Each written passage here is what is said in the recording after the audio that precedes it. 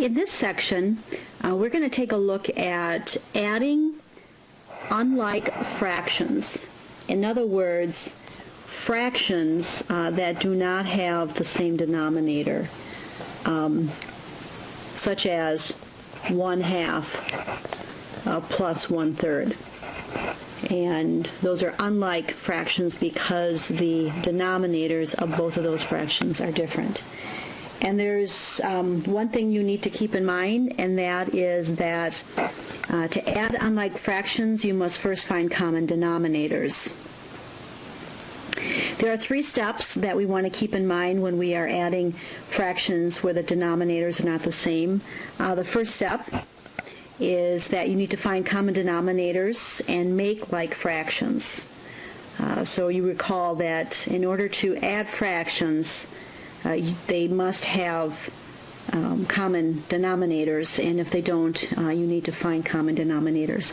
The second step is that once you find those common denominators and you make like fractions, then you simply add the fractions together, and finally you're going to reduce your answer to lowest terms. Let's go ahead and let's take a look at an example, and we'll use the 2 fractions from above. So we've got 1/2 and we have 1/3, and we're going to take 1/2 plus 1/3, and we notice that the denominators, the 2 and the 3, are not the same. So the first step 1, is that we need to make like fractions, and you'll notice that I put an equal sign there because we're making equal fractions, but we want to find a denominator that will work with both of those fractions.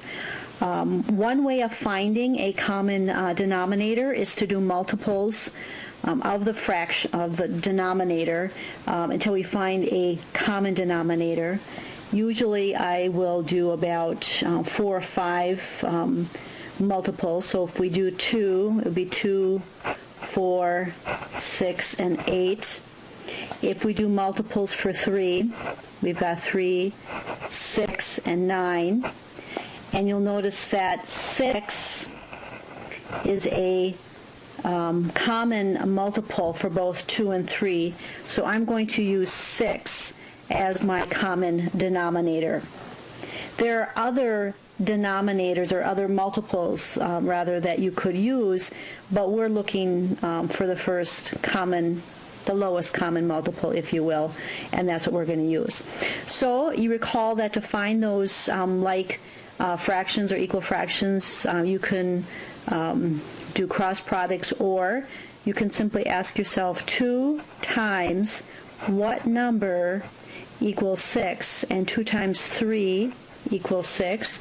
Therefore, I'm going to multiply the numerator by 3 as well, and so 1/2 equals 3/6. We'll do the same thing with 1/3, and 3 times 2 gives us 6. Therefore, we're going to multiply 2 on top, and 1/3 equals 2/6.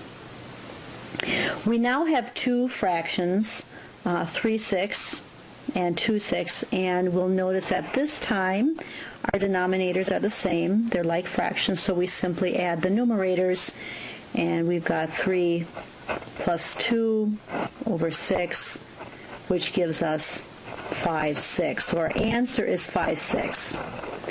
We want to take a look and see if we can reduce this fraction, which we cannot, so our final answer is 5/6. Let's take a look at another example, and let's look at 3/4 plus 3/8. And we're adding proper fractions, and we'll see that the denominators are not the same. They are unlike fractions. One is a 4 and one is a 8. So the first step is that we need to find an equal fraction with a common denominator, and we're going to find multiples of 4 and 8, and more than likely you've already seen that we can use 8 as our common denominator. because it is a common multiple of 4 and 8. And 4 times 2 equals 8, and 3 times 2 equals 6. 8 times 1 equals 8, and 3 times 1 equals 3. So 3/4 is equivalent to 6/8, and 3/8 stays the same as 3/8. We now have a common denominator, so we've got 8 in both of the fractions, and we simply add the numerator, 6 and 3, which gives us 9.